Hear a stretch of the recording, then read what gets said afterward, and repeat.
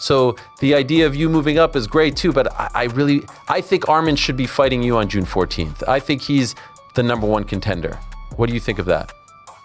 You see, a lot was said about the potential fight against Islam. Could I ask you regarding that, were you going to have to give up the lightweight title in order to fight him if that fight came to fruition for June 14th? What you said? Were you going to have to give up the lightweight belt if they were going to book you versus Islam? Were you going to have to give up the lightweight belt, or they gets to fight night, the more Topuria uses not only his skills, but also the words to get under Gaethje's skin. His every word, his every appearance in interviews seems well thought out and designed for intimidation purposes, as though he has already got into the ring psychologically. Who does he have to deal with? A man who is famous for his unquenchable passion and who stands up to anyone and anything that comes his way. Hey, you win this fight, he wins his next fight, maybe we'll do this the end of the year. We still want to do this fight. No one told me anything about it. What is your plan? What is your hope? If you did go up and it goes well for you at 170, would you want to stay? It will go well for me. I apologize. Sure. I apologize. Would you stay there? Or would you go back? Do you feel like 55 is your best class? Even before the ring is built, Ilia Topuria has already cast himself in the script, having predicted his success with such confidence that it is difficult to distinguish between the two concepts. For Ilia, any historical event in the Ultimate Fighting Championship requires the participation of all stars, and in his opinion, Ilia has a legitimate claim to the first place among them. But what is the most important thing? He thinks it is so, and he is ready to demonstrate it when the spotlight will turn on him. But also, last fall, you predicted, you wrote on Twitter, you will be on the White House card, right? You said it long before this fight card was even made. Can I ask first and foremost, why did you feel so strongly that you would be on the card? Conviction, Topuria is not only anticipating victory, but making sure everyone knows it will be delivered in the best possible manner. It's obvious he holds great respect for Gaethje and the havoc he brings, yet his conviction remains unshaken even in such an instance. It's not merely the anticipation of winning, it is a win which he sees as assured to thrill his audience. And you're obviously pretty confident that you're going to win in pretty violent fashion. Discussion veers off into territory outside the bout. Topuria remains wholly unfazed, dismissing any mention of crowd sentiment, national pride, or political implications. He has played all the parts in the game, favorite, underdog, and outsider, and has never allowed any of them to change his outlook. What the crowd thinks of him makes no difference to him, as he views such considerations as distractions that cease to matter once the cage doors close behind him. Inquiries as to whether he represents Spain or Georgia do not appear to interest him at the present time either. Think on that night, because you're fighting an American, all the important people in attendance will be rooting against you. Topuria just guaranteed he's finishing Gaethje in violent fashion. And honestly, the way he's breaking down exactly how it happens is absolutely terrifying.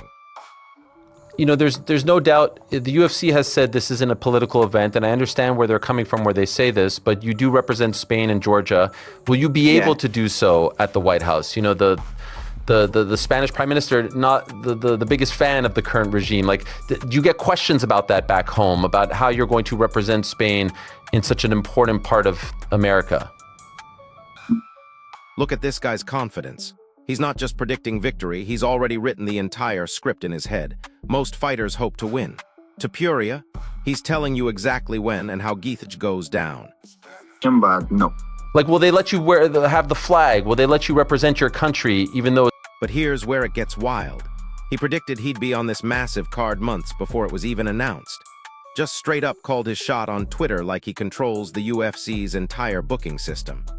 Reflecting on Justin versus Paddy Pimblett fight, he accepts that there was indeed a time when he saw the potential for Paddy coming out victorious, since this would have led to an even more significant match later on. Yet, all of this comes from his conviction that nothing happens for no reason, and that whichever road presents itself before him will be the right one, simply because it is his destiny.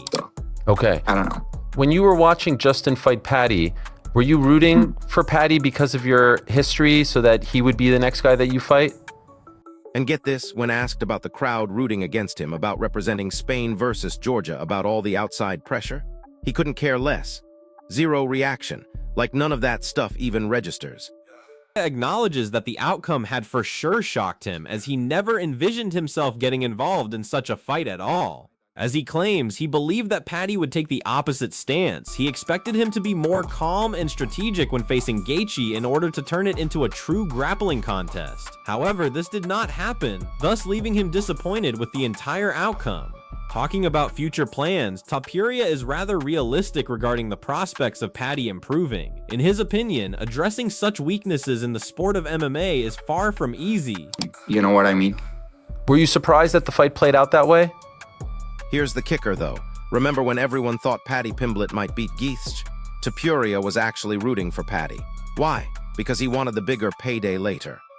Turns to a potential clash with Islam, Topuria doesn't hesitate to outline exactly how he sees it unfolding. He explains that for him, every big fight is about shocking the world, and against a grappler like Islam, that means taking the fight into his world and still coming out on top. He acknowledges the respect every elite fighter deserves, naming how dangerous all top names are, but quickly separates himself from the rest. In his mind, he isn't just another contender reacting to pressure, he's someone who imposes his own game, believing he can control where the fight goes, and ultimately force a finish when it matters most. What about the fight against Islam? In your opinion, how would it have played out? But watch his reaction when Paddy got destroyed. He's genuinely disappointed because he expected Paddy to be smarter, to turn it into a grappling match. Instead, Paddy walked right into Gaethje's power. I'm not doubting you, by the way. It's just not, you don't hear every day someone say, yeah, I'm going to go out and submit Islam Makhachev. He's that good, especially on the ground. Now listen to this part about Islam Makhachev. Topuria doesn't just think he can beat the lightweight champ. He's planning to take the fight to Islam's world, the ground, and still finish him there. Topuria speaks with absolute certainty when asked about his place in the sport, making it clear he doesn't see himself as part of the discussion. He believes he's already at the top. When the conversation shifts to a potential clash with Conor McGregor, he doesn't chase the idea, but he doesn't dismiss it either, keeping the door open if the timing and circumstances align. He acknowledges McGregor's massive popularity and global name value, but separates that from what he sees as the current competitive reality. In his view, fame doesn't change the sport's hierarchy, and he's focused on where he stands inside it right now.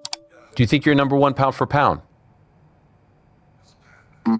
Hold up, did you catch what he said about McGregor?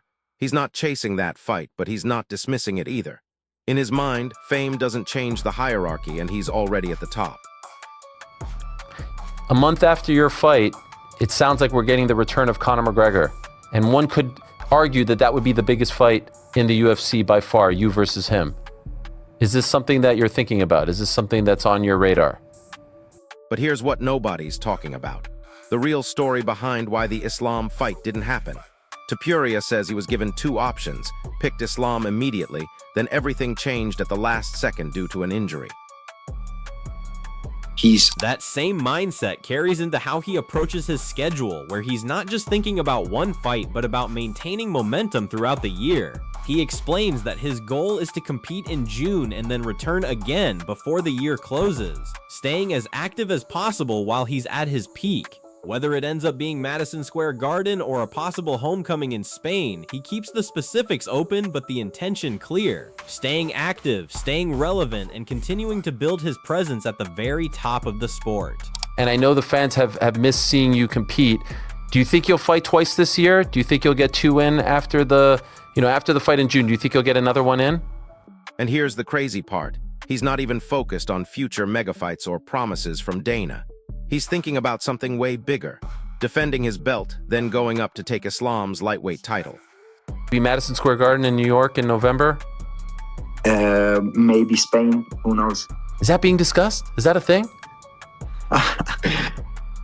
Don't let me, I don't want to talk. When the discussion goes back to the possibility of a clash with Islam and what it would mean for his belt, Topuria stays calm and matter of fact, making it clear the situation wouldn't mirror his previous move between divisions. He explains that this time there wouldn't be a need to vacate anything and the structure of the opportunity would be different compared to when he left featherweight. Looking back, he points out that his decision back then was final because he had no intention of returning. But this scenario is more flexible in his eyes, with the idea that he could compete and still remain active in the lightweight picture moving forward. Obviously, a lot was said about the potential fight against Islam. Could I ask you, regarding that, were you going to have to give up the lightweight title in order to fight him if that fight came to fruition for June 14th? What you said? Were you going to have to give up the lightweight belt if they were going to book you versus Islam? Were you going to have to give up the lightweight belt, or they? So the real question is simple. When that cage door closes, does all this confidence turn into reality? Or does Gaethje's legendary violence finally humble someone who's never been humbled? Drop your prediction in the comments, smash that like button if you think Topuria backs up all this talk, and subscribe because this fight is going to be absolutely insane.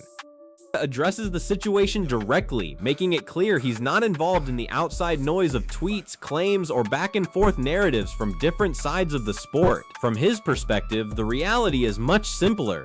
When the opportunity first came, he says he was presented with two options and immediately leaned toward Islam, seeing it as the bigger, more meaningful fight. But according to him, everything shifted suddenly at the last moment when he was informed that an injury changed the direction of the matchup, forcing a switch in opponent and negotiations behind the scenes. For him, that's the only version of events he's focused on. Lightweight division. So we've heard, you talk about your tweets. I've seen Islam's tweets. I've seen your manager, Makikawa's tweets, one of your managers, Ali Abdelaziz, Dana White. Can you tell, what is the real story? Why isn't this fight happening on June 14th? Because here's what makes this whole situation even more intense. Topuria isn't just confident. He's operating on a completely different level of mental warfare.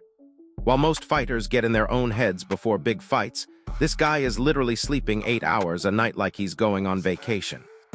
He also doesn't claim there's any hidden roadmap or backroom promise guiding his next move. If anything, he suggests the conversation around future mega fights never really made it back to him in any concrete way. So instead of waiting on what ifs, he's focused on what's directly in front of him, stacking accomplishments that actually shift his legacy. In his mind, that means defending his current position, then chasing something even rarer in MMA history, another belt at a higher weight, particularly Islam's belt. Lightweight still feels like home to him, but ambition doesn't sit still, and he's willing to let opportunity, timing, and dominance decide what comes next, rather than long-term planning. Hey, you win this fight, he wins his next fight, maybe we'll do this the end of the year. We still want to do this fight. No one told me anything about it. What is your plan? What is your hope? And that's not normal. You know what Justin Gaethje does to people? He breaks their will before he breaks their face. The man has turned killers into survivors, legends into cautionary tales. But Topuria, he's studying Gaethje's knockouts like they're instructional videos for his own highlight reel. But wait, it gets even crazier. You want to know the difference between confidence and delusion? Topuria broke down Gaethje's entire fighting style in that interview. The leg kicks, the pressure, the violence, and his reaction wasn't fear or respect. It was excitement, like he just found the perfect puzzle to solve. Most fighters talk about game plans and strategies. This maniac is talking about which round he wants to end it in. Not if he'll finish Gaethje, but whether he should do it early or let the crowd get their money's worth first. That's either genius-level confidence or complete insanity. And here's the part that should terrify everyone in the lightweight and featherweight divisions. If Topuria does what he says he's going to do to Gaethje, if he actually walks through one of the most violent strikers in UFC history, then we're not just watching a title defense. We're watching the birth of a new nightmare for two entire weight classes. Because think about it. Gaethje has never been controlled, never been dominated, never been made to look ordinary. If Topuria can do all three in one night, then every prediction, every future fight, every ranking just got thrown out the window, and we're dealing with something completely unprecedented in this sport.